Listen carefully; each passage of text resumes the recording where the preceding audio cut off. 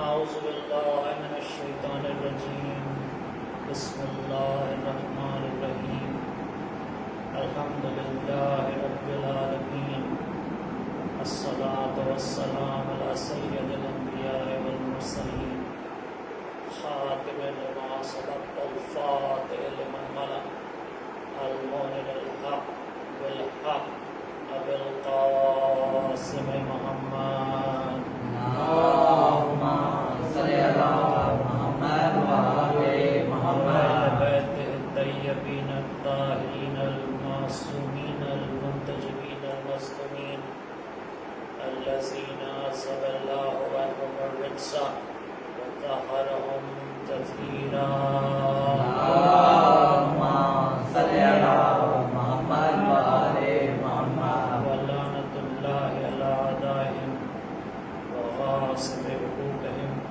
ومنكر فضائلهم ومصائبهم وولايتهم أجمعين أما بعد قال سبحانه وتعالى في كتابه الحكيم بسم الله الرحمن الرحيم وقضينا إلى بني إسرائيل في الكتاب لا تفسدون في الأرض صلوات اللهم صل على محمد وعلى محمد یہ سورہ بنی اسرائیل ہے اور اس سورہ کی چوتھی آیت کا پہلا ٹکڑا آپ کے سامنے تلاوت کرنے کا شرف حاصل کیا گیا۔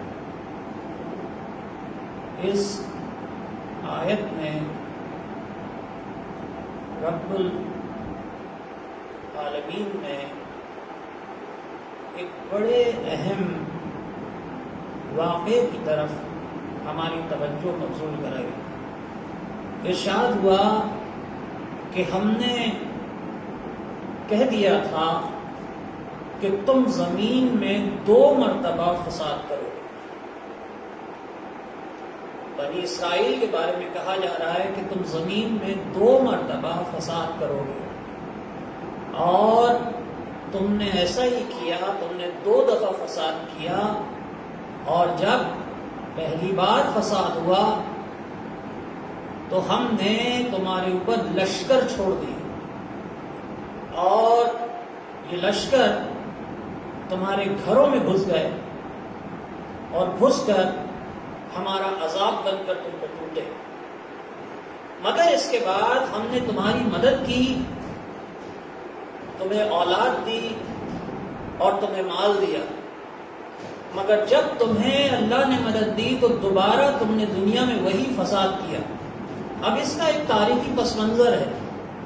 جب دوبارہ فساد پھیلا، جب دوبارہ فتنہ پھیلا، تو اس بار دنیا کی جو سب سے بڑی ریاست اس زمانے کی تھی، جو سب سے بڑی سلطنت اس زمانے کی تھی، سلطنت روم، تو روم کے بادشاہ نے اپنے بیٹے کے ساتھ مل کر ایک بہت بڑا لشکر ترتیب دیا، اور کچھ اس طرح سے کام ہوا کہ بادشاہ منصوبے بناتا تھا اور بیٹا بڑھ بڑھ کے بنی اسرائیل پہ حملے کرتا تھا۔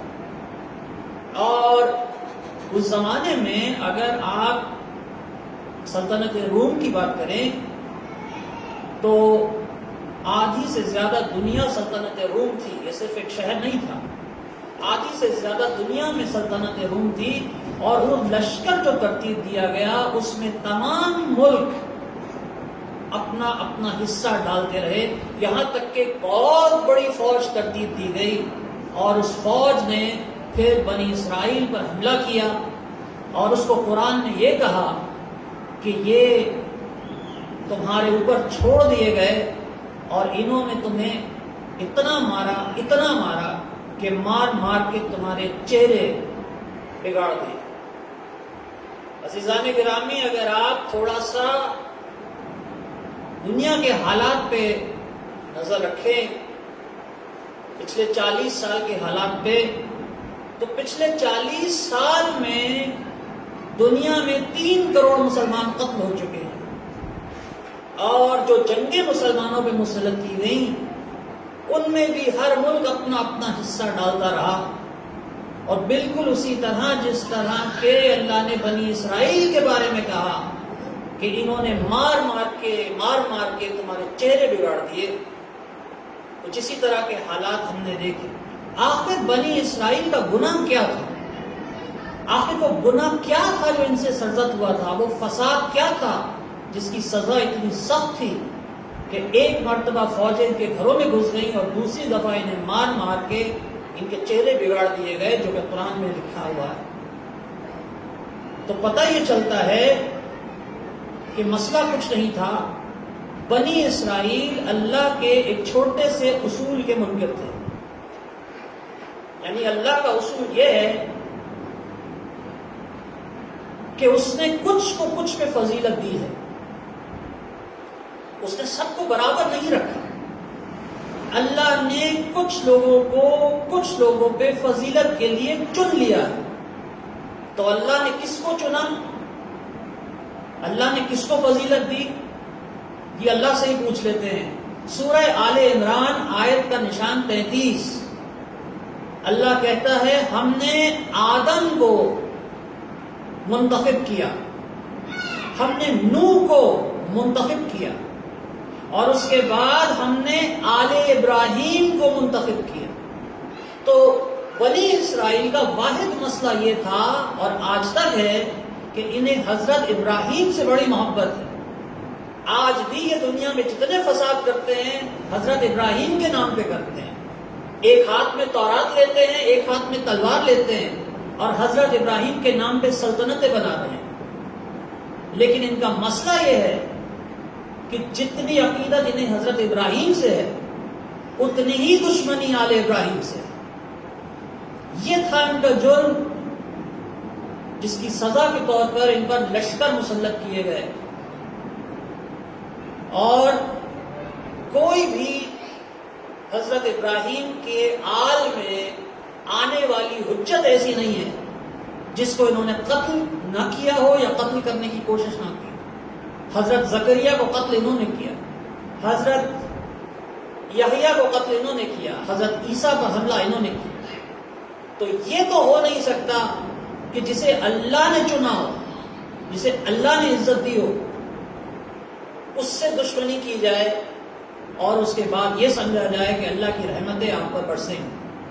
اسی وجہ سے جب سرکار رسالت ماں محمد مصطفیٰ صلی اللہ علیہ وسلم کا زمانہ آیا تو اللہ نے یہ اہتمام کیا کہ کوئی ابہام نہ رہ جائے، کسی کے ذہن میں کوئی شک نہ رہ جائے کہ کس کو اس نے چنا ہے، کون عزت کے قابل ہے اور کس کی اطاعت فرض ہے۔ اس لیے اللہ نے اس ابہام کو ختم کرنے کے لیے قرآن میں پھر آیت نازل کی، اور وہ آیت آپ سب کے ذہنوں میں محفوظ ہے کہ اے نبی ان سے کہہ دیجئے کہ میں اپنی رسالت کا تم سے کوئی اجر نہیں چاہتا سوائے اس کے کہ میرے قربا کی مودت حاصل کرو، تاکہ اب کوئی شک نہ رہ جائے۔ اور یہی مودت ہماری آج کی تقریر کا موضوع ہے۔ کل کی نشست میں ہم قربا پہ بات کریں گے، آج کی نشست میں ہم مودت پہ بات کرتے ہیں۔ مودت، ان کی مودت اللہ نے ہم پر واجب کی ہے، فرض ہے، واجب ہے، مستحب نہیں ہے۔ اس میں اہم چیز یہ ہے کہ کچھ چیزیں ہوتی ہیں آپشنل، کہ اگر چاہو تو کر لو ثواب ہے، چاہو تو نہ کرو، لیکن اہل بیت کی یا قربا کی مودت میں ایسا کوئی سلسلہ نہیں ہے۔ اللہ نے نبی کو حکم دیا ہے کہ آپ ان سے کہیں کہ آپ کے قربا سے مودت کی جائے، اور اللہ بعد میں کہتا ہے کہ اگر تم ان سے مودت کرو گے تو میں غفور الرحیم نہیں غفور الشکور رہوں گا، میں خود تمہارا شکر گزار رہوں گا۔ تو آخر مودت میں ایسی کیا خاص بات ہے، اور مودت شے کیا ہے جس کو اللہ نے اتنی اہمیت دی ہے؟ مودت کو سمجھنے کے لیے ظاہر ہے کہ مودت محبت سے افضل چیز ہے۔ مگر محبت کا سمجھنا تھوڑا سا مشکل ہے، مودت کا سمجھنا اتنا مشکل نہیں ہے۔ اللہ نے جو چیزیں انسان پر واجب کی ہیں وہ سمجھنا اتنا مشکل نہیں ہے، ہاں کبھی کبھی ان پر عمل درآمد کرنا تھوڑا مشکل ہوتا ہے۔ اگر مودت کو آپ نے سمجھنا ہے تو بس آپ اتنا سمجھ لیجئے کہ مودت عشق کی اس انتہا کا نام ہے کہ جہاں پر انسان اپنے سب سے محبوب چیز کو اس پر قربان کر دے جس سے اسے مودت ہو۔ اگر اس کو ایک مثال سے سمجھایا جائے، حضرت ابراہیم علیہ السلام کو حضرت اسماعیل سے محبت تھی، مگر حضرت اسماعیل کو اللہ پر قربان کر دیا، یہ ہے مودت۔ اللہ سے مودت تھی، اسماعیل سے محبت تھی، اس لیے محبت کو جس پر قربان کر دیا وہ مودت تھی۔ وہ مولا عباس جو آج تک صاحب درد لوگوں کے لیے محبت کا مرکز ہے، ان سے ان کی والدہ ماجدہ کتنی محبت کرتی ہوں۔ حضرت ام البنین ظاہر ہے ان کی محبت کا مرکز مولا عباس تھے، لیکن مولا عباس کو مولا حسین پر قربان کر دیا کیونکہ مولا عباس سے محبت تھی، مولا حسین سے مودت تھی۔ درود پڑھیے محمد و آل محمد۔ اللہم صلی علی محمد و آل محمد۔ تو مودت محبت کی انتہا ہے، عشق کی انتہا کو مودت کہتے ہیں، اور یہ مودت ہم سے اجر رسالت کے طور پہ مانگی گئی ہے۔ اب مودت کے لیے ضروری جز محبت ہوگی تو انتہا پہ پہنچے گی۔ محبت کس طرح پیدا ہوتی؟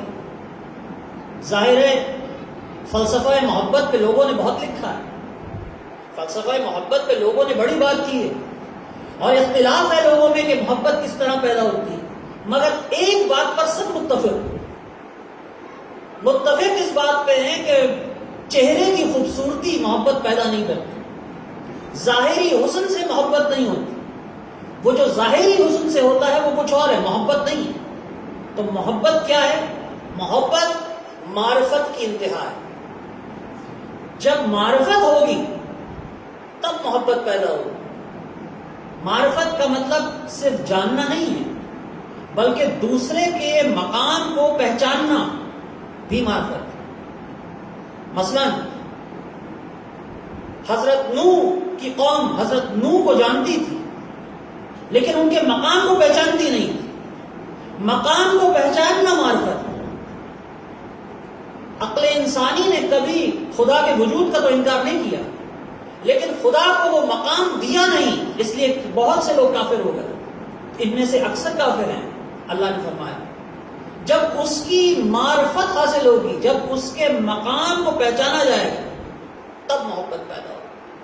تو مودت فرض، واجب، اس کا جز محبت کا جز معرفت۔ اسی لیے تو معصوم نے کہا کہ جو اپنے امام کی معرفت حاصل کیے بغیر مر گیا گویا جاہلیت کی موت مر۔ اسی لیے معرفت کی اتنی اہمیت ہے۔ اور معرفت کہاں سے حاصل ہوتی ہے؟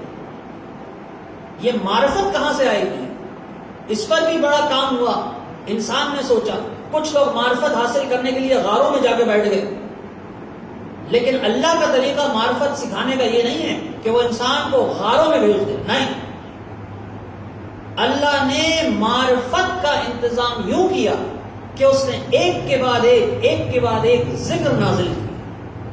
موسیٰ کا ذکر، ابراہیم کا ذکر، عیسیٰ کا ذکر، یونس کا ذکر، یوسف کا ذکر، جتنا ذکر نازل کرتا گیا اتنی معرفت بڑھتی گئی۔ درود پڑھیے محمد و آل محمد۔ اللہم صلی علی محمد و آل محمد۔ تو اب اگر آپ میرے ساتھ ہیں کہ مودت فرض ہوئی، مودت کا جز محبت، محبت کا جز معرفت، معرفت کا جز ذکر، اور ذکر اگر دیواروں کے سامنے ہو تو دیوانہ پن ہے. ذکر تقاضا کرتا ہے اس بات کا کہ مجلس میں فضائل بیان کیے جائیں. ذکر کا جز مجلس ہے. اس لیے اگر مودت فرض ہے تو محبت بھی فرض ہے. محبت فرض ہے تو معرفت بھی فرض ہے. معرفت فرض ہے تو ذکر بھی فرض ہے. اور اگر ذکر فرض ہے تو مجلس فرض ہے. اسی لیے اللہ کے رسول نے کہا اپنی مجلسوں کو علی کے نام سے زینت عطا کرو. درود پڑھیے محمد و آل محمد پر. اللهم صل على محمد وعلى محمد.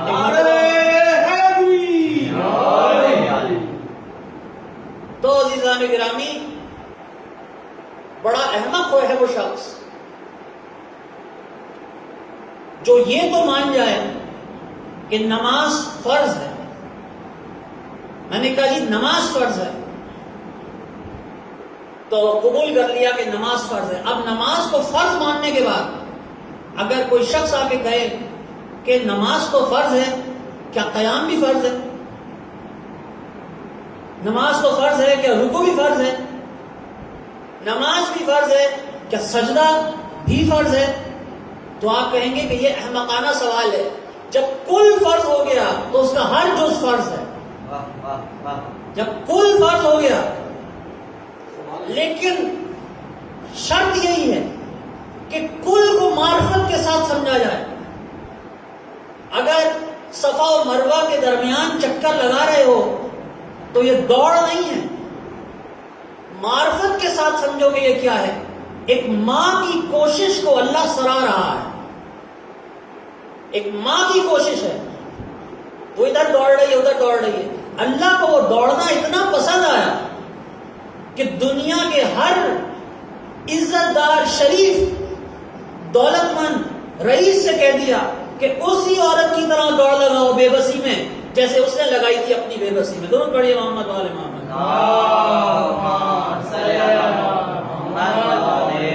جتنی معرفت بڑھے گی اتنا حج سمجھ میں آئے گا. جتنی معرفت بڑھے گی اتنا نماز کا مقصد سمجھ میں آئے گا. اور معرفت بڑھے گی سمجھ سے اور ذکر سے. تو چنانچہ مودت کے لیے ضروری ہے کہ ذکر قائم کیا جائے اور ذکر اپنی مجالس میں قائم کیا جائے. یہ مجالس فرض ہیں کیونکہ ان کے بغیر مودت حاصل نہیں ہو سکتی. اور مودت کے کچھ تقاضے. اب مودت حاصل ہو گئی. مودت کے 3 تقاضے ہیں. مودت 3 چیزوں کا تقاضا کرتی ہے، 3 چیزوں کی خواہش جس کے دل میں مودت ہوگی 3 چیزوں کی خواہش اس کے دل میں پیدا ہوگی. پہلی چیز، اگر واپس چلے جائیں حضرت ابراہیم اور حضرت اسماعیل کے واقعے پر، جسے اللہ نے قرآن میں بڑی شان سے بیان کیا ہے کہ جب یہ بچہ چلنے پھرنے کے قابل ہوا باپ کے ساتھ، تو ایک روز حضرت ابراہیم نے کہا کہ میں دیکھ رہا ہوں خواب میں کہ میں تمہیں ذبح کر رہا ہوں. تو بیٹے نے کہا کہ یہ تو اللہ کا حکم ہے، جو حکم آپ کو دیا گیا اسے پورا کریے. محبت بیٹے کی، مگر قربان ہوگی اس کی مودت پر. اب مودت کا پہلا تقاضا، آپ سب سے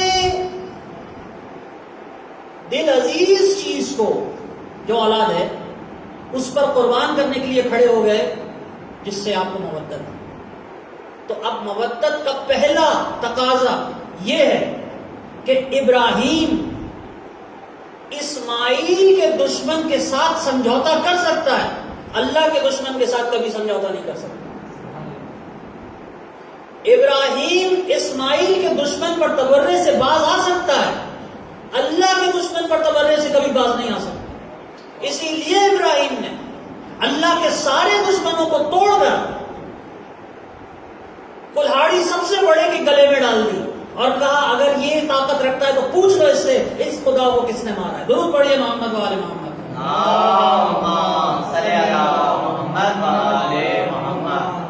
تو مودت کی پہلی شرط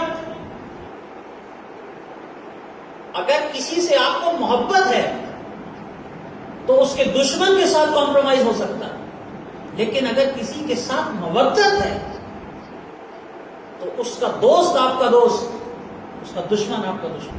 یہ مودت کی شرط ہے. دوسری شرط مودت کی، جس سے مودت پیدا ہو جائے اس کے ساتھ وصل کا دل چاہتا ہے،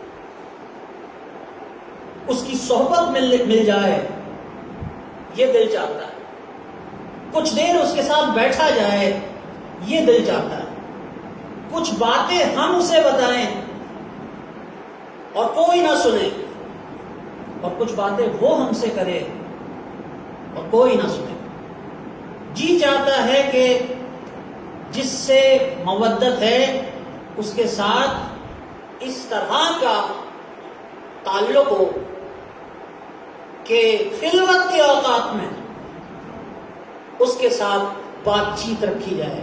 اسی لیے آپ کے چوتھے امام نے کہا دعائے مکارم الاخلاق میں کہ اے اللہ مجھے غفلت کے اوقات میں اپنے ذکر کے لیے تیار کر دے. درود پڑھیے محمد و آل محمد. راوی کہتا ہے کہ حج کے دن تھے اور میں بڑی کوشش کرتا رہا کہ کسی طرح دیوار کعبہ کے پاس پہنچ جاؤں، بڑی کوشش کرتا رہا مگر میں نہ پہنچ سکا. رات کو سب گھر آ گئے. اس رات بڑی سردی تھی، بڑی ٹھنڈ تھی. میں نے کہا کہ یہ موقع اچھا ہے میں خانہ کعبہ جاؤں اور جا کے خانہ کعبہ کو ہاتھ لگاؤں اور کچھ مناجات کروں. یہ سوچ کر میں گھر سے نکلا اور میں خانہ کعبہ کی طرف چلتا رہا تو راستے میں کوئی آواز میرے کان میں آتی رہی. میں اس آواز کی طرف جاتا رہا تو کیا دیکھتا ہوں کہ امام زین العابدین دیوار کعبہ پر ہاتھ رکھ کے کھڑے ہیں اور کہہ رہے ہیں اے اللہ اس سردی میں سب لوگ اپنے اپنے گھروں میں چلے گئے اور بڑے بڑے لوگوں نے اپنے گھروں کے دروازے بند کر کے باہر دربان بٹھا دیے کہ کوئی اندر نہ آئے، مگر ایسے میں تیرا در کھلا ہے اور میں کیسے تیرے در پہ نہ آؤں اور تجھ سے آ کر اپنے دل کی بات نہ کہوں. درود پڑھیے محمد و آل محمد.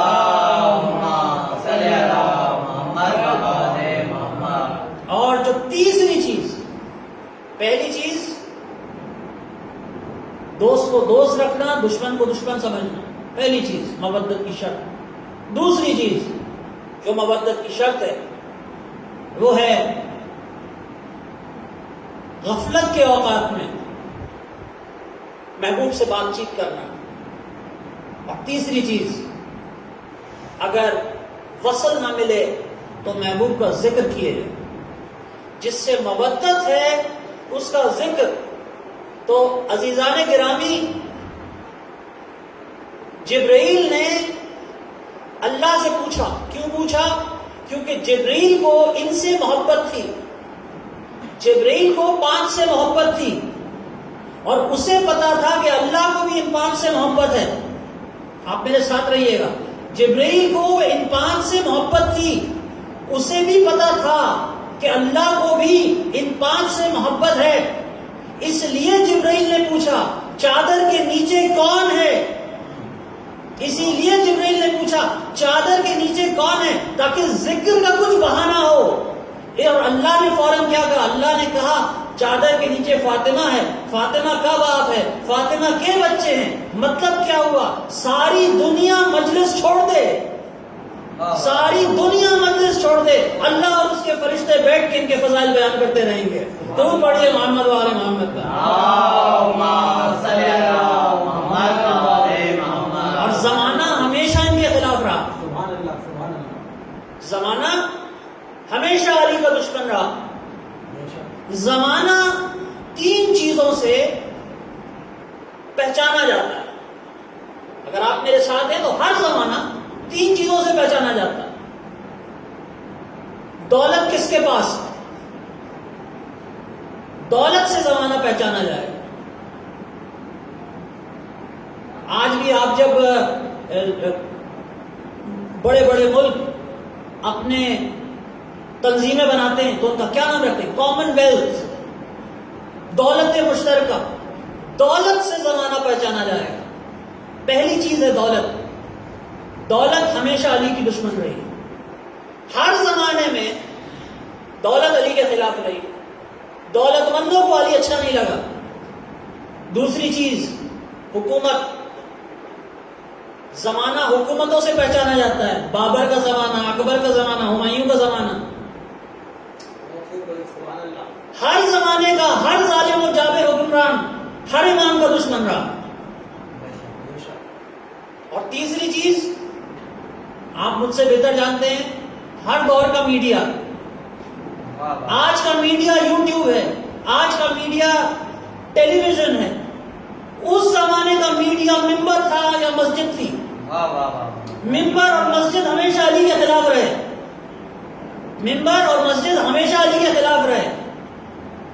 دولت ہمیشہ علی کے خلاف رہی. حکومت علی کے خلاف رہی. گویا زمانہ علی کے خلاف رہا. اسی لیے اللہ نے زمانے کی قسم کھا کے کہا انسان تو خسارے میں ہے. وہ پڑھیے محمد والے محمد پر.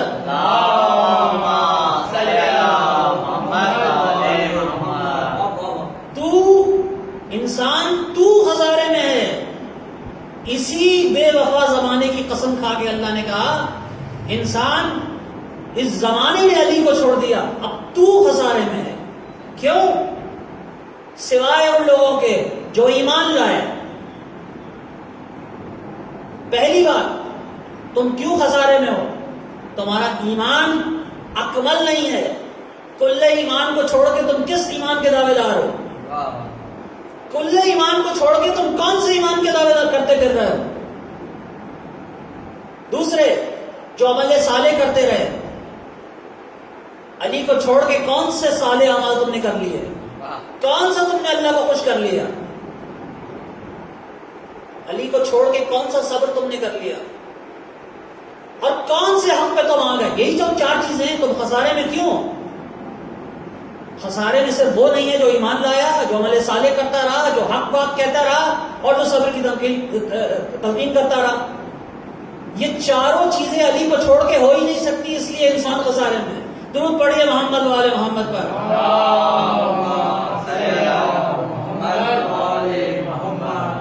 تو خسارہ جو دنیا اٹھانے والی تھی، اسی کو خسارے سے نکالنے کے لیے، انسانیت کو خسارے سے بچانے کے لیے ایک کے بعد ایک، یک کے بعد دیگرے علی ولی اللہ پر سارے امام سبقہ ہوتے رہے. دیکھیے، موت مخلوق ہے اور یہ ہر مخلوق سے پہلے ہے.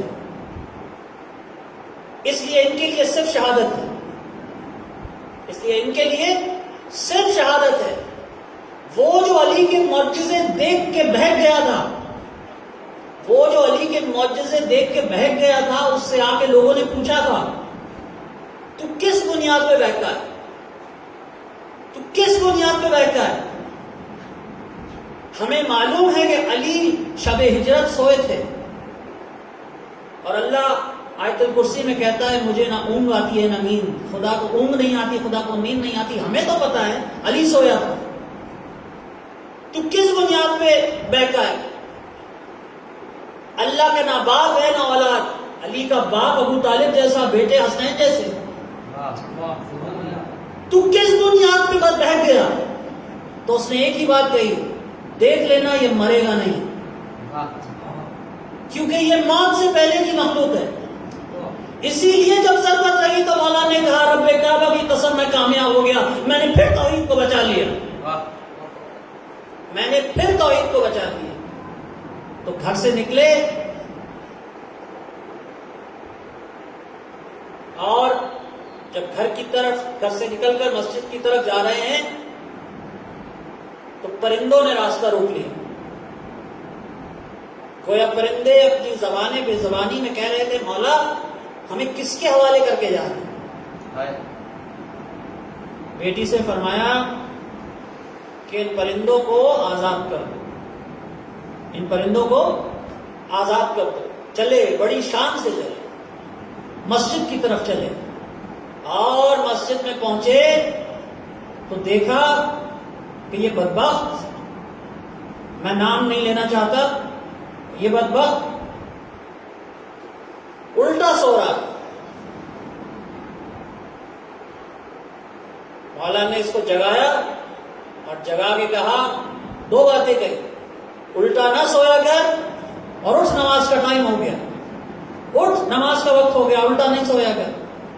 گویا ایک ہی جملے میں امر بالمعروف بھی کیا، نہی عن منکر بھی کیا، نماز کی تلقین بھی دے دی اور غلط کام سے روک بھی دی۔ دنیا میں کون ہے جس نے اپنے قاتل کو خود جگایا اور نماز ادا ہو رہی ہے؟ یہ بدبخت نماز پڑھنے کے لیے تو آیا نہیں، یہ کسی اور ارادے سے آیا تھا۔ مسجد میں آنے والا ہر آدمی نمازی نہیں ہوتا، اور ارادوں سے بھی لوگ آتے ہیں، یہ کوئی نئی بات نہیں ہے، یہ کسی اور ارادے سے آیا تھا۔ زہر میں بجھی ہوئی تلوار لے کے آیا، اور تلوار جب اس نے ضربت لگائی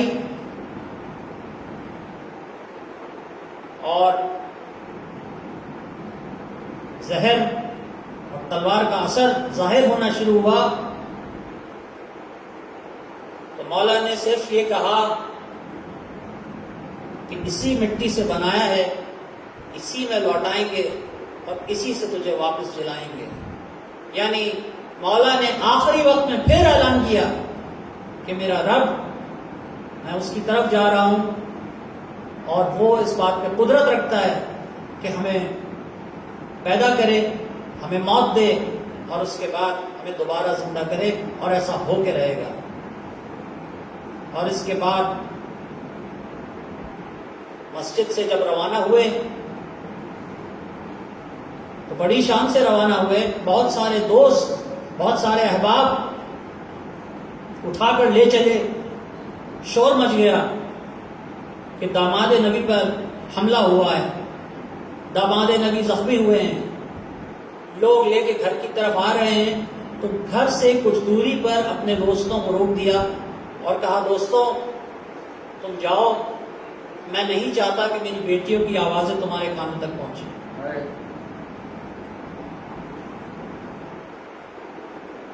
کچھ دیر کے بعد قاتل کو رسیوں میں باندھ کر سامنے لایا گیا، قاتل کو رسیوں میں باندھ کے جب سامنے لایا گیا تو مولا کہتے ہیں، جلدی کرو، اس کی رسیاں کھولو، تم دیکھتے نہیں اسے رسیوں سے اذیت ہو رہی، تم دیکھتے نہیں اسے رسیوں سے اذیت ہو رہی ہے۔ مولا اچھی طرح جانتے تھے کہ ان کی اولاد کو رسیوں سے کس کس طرح اذیت پہنچائی جائے، مگر کسی کو اذیت پہنچانے کو تیار نہیں، اپنے قاتل کو بھی